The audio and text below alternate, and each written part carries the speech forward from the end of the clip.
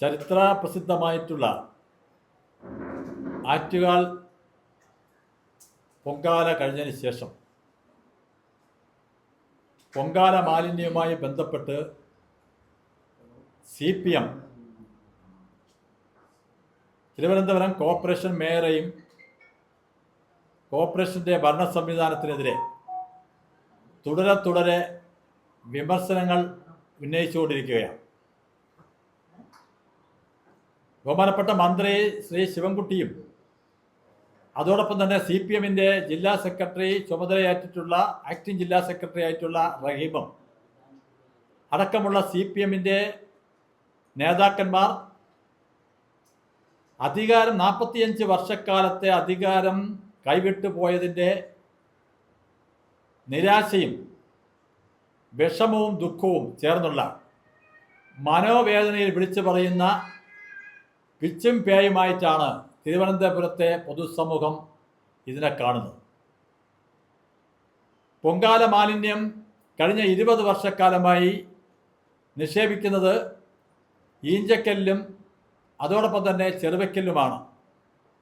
ഈ കഴിഞ്ഞ പൊങ്കാലയ്ക്ക് മുമ്പ് മന്ത്രി ശിവൻകുട്ടിയും കളക്ടറും അടക്കമുള്ള ഉന്നതതല യോഗം കൂടിയാണ് ഈ പൊങ്കാല മാലിന്യങ്ങൾ എവിടെ ഡംപ് ചെയ്യണമെന്നും അതിൻ്റെ കാര്യങ്ങൾ തീരുമാനിച്ചത്.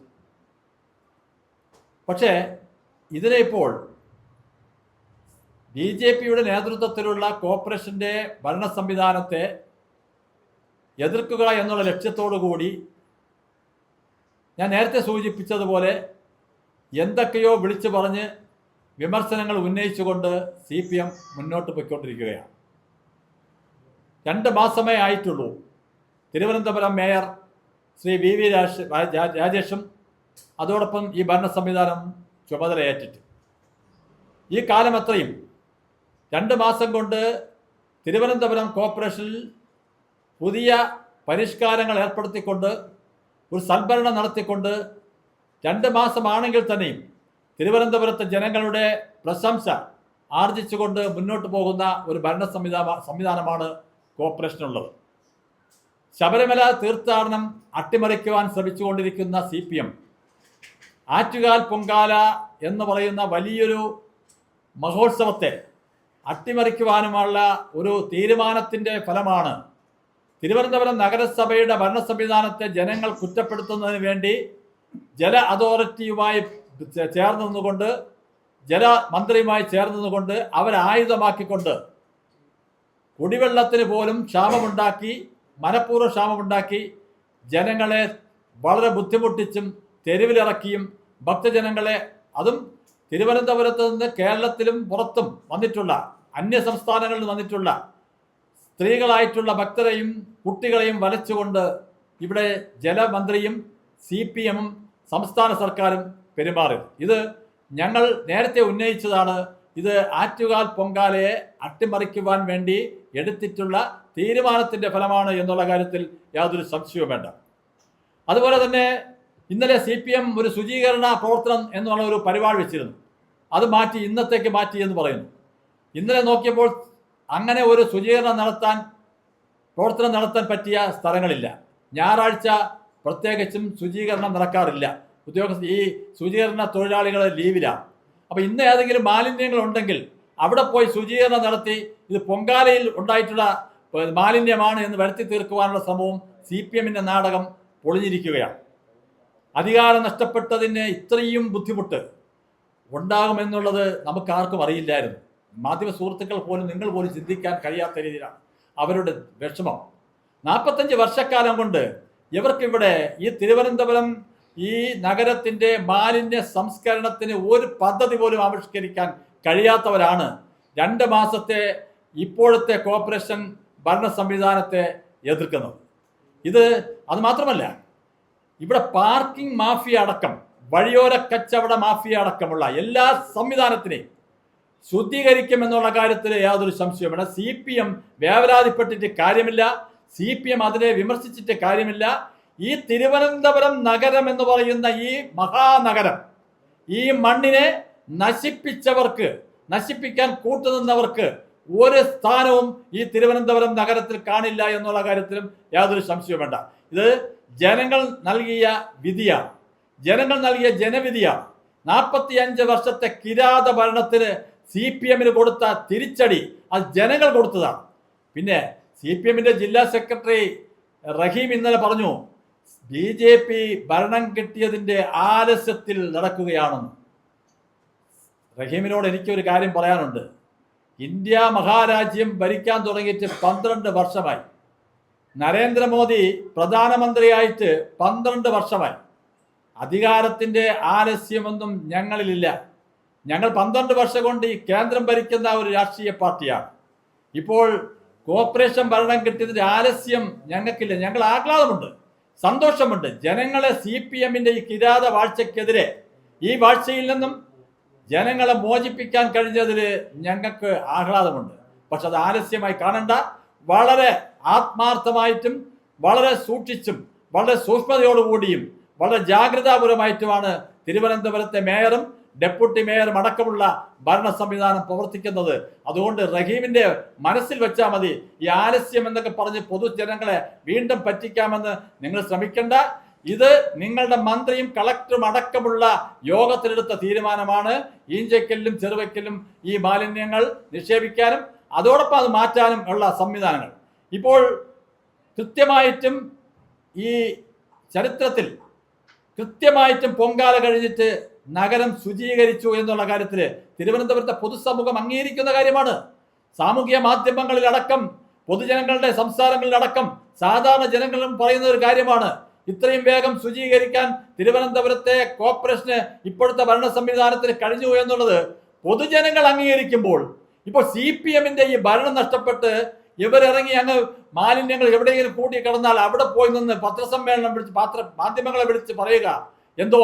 ഇപ്പൊ CPM ജില്ലാ സെക്രട്ടറിക്ക് കിട്ടിയ പുതിയൊരു ഈ താൽക്കാലികമായ കിട്ടിയ ഒരു ജില്ലാ സെക്രട്ടറി അദ്ദേഹം ഇങ്ങനെ മതിമറന്ന് പറയാൻ തുടങ്ങിയാൽ ഇതിന് ഉത്തരവുമായി എപ്പോഴും നിങ്ങളെ പുറകെ നടക്കാൻ BJPക്ക് ആവില്ല. അതുകൊണ്ടൊരു നിങ്ങൾക്കൊരു മുന്നറിയിപ്പാണ്. നിങ്ങൾ ഇനി എത്ര ഇവിടെ കിടന്ന് പിച്ചും പേരും പറഞ്ഞാലും നിങ്ങൾക്ക് അധികാരം നഷ്ടപ്പെട്ടതിൻ്റെ നിരാശയാണ് എന്നുള്ളത് ഇവിടുത്തെ പൊതുജനങ്ങൾക്ക് അറിയാവുന്ന സത്യമാണ്.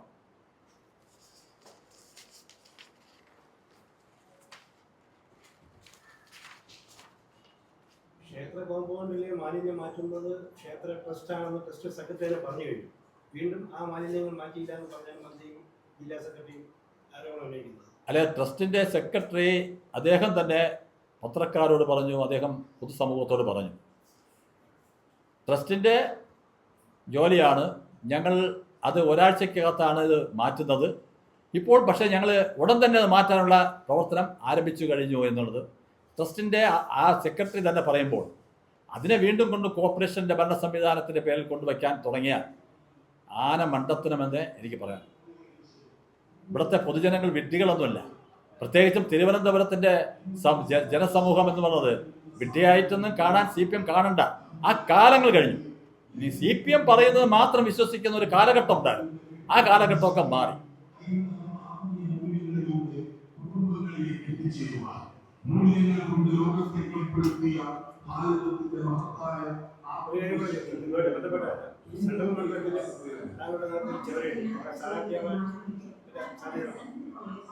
ചെവരെഴുതി എന്ന് പറഞ്ഞാൽ BJPയുടെ ജില്ലാ അധ്യക്ഷൻ എന്ന നിലയിൽ തിരുവനന്തപുരം നിയോജക മണ്ഡലത്തിലെ മണ്ഡലം കമ്മിറ്റി എന്നോട് ആവശ്യപ്പെടുകയും ജില്ലാ അധ്യക്ഷൻ എന്ന നിലയിൽ ഞാൻ ചുവരെഴുതിയതാണ്.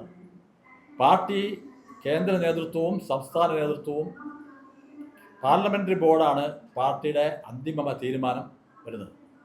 സ്ഥാനാർത്ഥി നിശ്ചയിക്കേണ്ടത് പാർട്ടിയാണ്. പാർട്ടി തീരുമാനം ഞങ്ങളെല്ലാം അംഗീകരിക്കും. പേര് പല കോണുകളിൽ നിന്നും അത് പാർട്ടിയുടെ മണ്ഡലം സംവിധാനങ്ങളിൽ നിന്നൊക്കെ പേരുകൾ പോകും. ആ പേരുകൾ സജീവമായി പരിഗണിച്ച് വിജയസാധ്യത ആരൊക്കെയാണ് എന്ന് നോക്കി പാർട്ടി തീരുമാനിക്കും. പിന്നെ മത്സരിക്കുന്ന ഒരാഗ്രഹം ഉണ്ടെങ്കിൽ ആ ആഗ്രഹം ഉണ്ട്. അത് ശ്രീ പത്മനാഭസ്വാമി ക്ഷേത്രം ഇരിക്കുന്ന തിരുവനന്തപുരം നിയോജക മണ്ഡലത്തിലാവണമെന്ന് ആഗ്രഹമുണ്ട്. പക്ഷേ പാർട്ടി തീരുമാനം വരണം. പാർട്ടി തീരുമാനമാണ് അത്. അന്തിമമായി പാർട്ടി തീരുമാനിച്ചാൽ മത്സരിക്കും.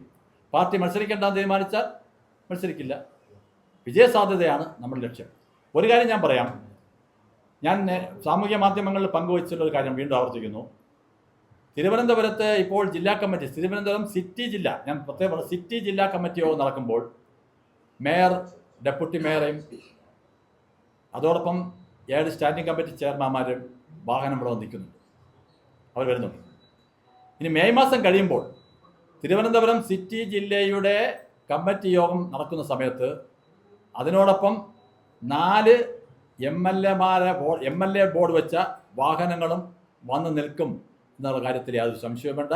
സിറ്റി ജില്ലയിലെ നേമം, കഴക്കൂട്ടം, വട്ടിയൂർക്കാവ്, തിരുവനന്തപുരം ഈ 4 നിയോജക മണ്ഡലങ്ങളിലും താമരവരിയും 4 മണ്ഡലങ്ങളിലും BJP കേരളത്തിലുണ്ടാകാൻ പോകുന്ന BJPക്കുണ്ടാകാൻ പോകുന്ന വലിയ മുന്നേറ്റത്തിൽ തിരുവനന്തപുരം സിറ്റിയിലെ 4 മണ്ഡലങ്ങളും കാണും എന്നുള്ള കാര്യത്തിൽ യാതൊരു സംശയവും.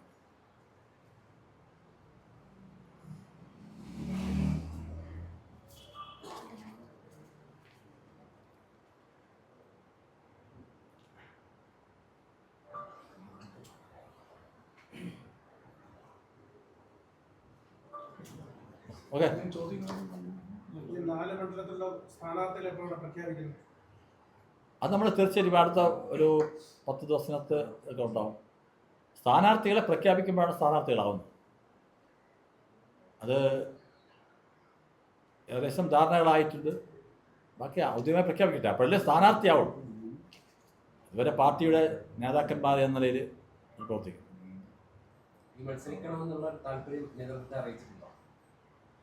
നേതൃത്വത്തെ അങ്ങനെ അറിയിച്ചിട്ടില്ല. ഞാൻ എൻ്റെ വ്യക്തിപരമായ ഒരു ആഗ്രഹം, അത് പാർട്ടിയാണ് തീരുമാനം. പാർട്ടിക്ക് വ്യക്തിപരമായ താല്പര്യം അല്ല കൂട്ടിയിരിക്കുന്നത്. ഞാൻ പാറശാലയിൽ 2016-ലും 2021-ലും നിയമസഭയിൽ മത്സരിച്ചാണ്.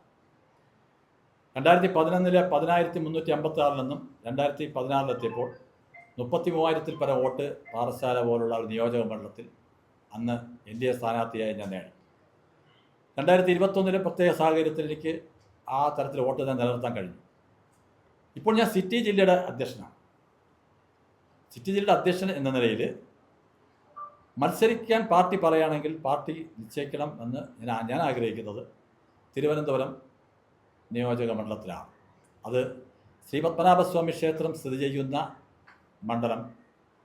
ഇപ്പോൾ ശ്രീ പത്മനാഭസ്വാമി ക്ഷേത്രത്തിൻ്റെ ഭരണസമിതി അംഗമായി ഞാൻ പ്രവർത്തിക്കുന്നു. എൻ്റെ തട്ടകം എന്ന നിലയിൽ എൻ്റെ ആഗ്രഹം. പക്ഷേ നമ്മുടെ പാർട്ടി, എൻ്റെ പാർട്ടി, ആ പാർട്ടി തീരുമാനിക്കുമ്പോൾ ആണ് സ്ഥാനാർത്ഥികൾ. അവിടെ വ്യക്തിപരമായിട്ടുള്ള താല്പര്യങ്ങൾക്കൊന്നും യാതൊരു പങ്കുമില്ല. ഇത് എൻ്റെ വ്യക്തിപരമായ ജില്ലാ അധ്യക്ഷൻ എന്ന നിലയിൽ എൻ്റെ ഇപ്പോഴത്തെ ജോലി തിരുവനന്തപുരം സിറ്റി ജില്ലയിലെ 4 നിയോജക മണ്ഡലങ്ങളിലും താമര വിരിയിക്കുക എന്നുള്ളതാണ്. അതിൻ്റെ പ്രവർത്തനങ്ങളുമായി ഞാനും എൻ്റെ പാർട്ടി പ്രവർത്തകരും ഞങ്ങൾ ഒരുമിച്ച് പ്രവർത്തനം ആരംഭിച്ചു കഴിഞ്ഞു. ഇന്ന് രാവിലെ ഇപ്പോൾ ഞാൻ വരുന്നത് തിരുവനന്തപുരം സിറ്റി ജില്ലയിലെ ഈ തിരുവനന്തപുരം നിയോജക മണ്ഡലത്തിലെ ആദ്യത്തെ ശക്തി കേന്ദ്ര ഓഫീസ് ഞാൻ ഉദ്ഘാടനം ചെയ്തിട്ടാണ്. പാൽക്കുളങ്ങര പെരുന്താന്തി വാർഡിലെ ദീപാശ് നായർ കൗൺസിലറുടെ ശക്തി കേന്ദ്രയായിട്ടുള്ള ആ ശക്തി കേന്ദ്ര ഓഫീസ് ഉദ്ഘാടനം ചെയ്തിട്ടാണ് ഞാൻ വരുന്നത്. പ്രവർത്തനങ്ങൾ ആരംഭിച്ചു കഴിഞ്ഞു. ജില്ലാ കമ്മിറ്റിയുടെ ടാർഗറ്റ് 4 നിയോജക മണ്ഡലം ജയിപ്പിക്കുക. ആ ലക്ഷ്യത്തോടു കൂടിയാണ് മുന്നോട്ട് പോകുന്നത്.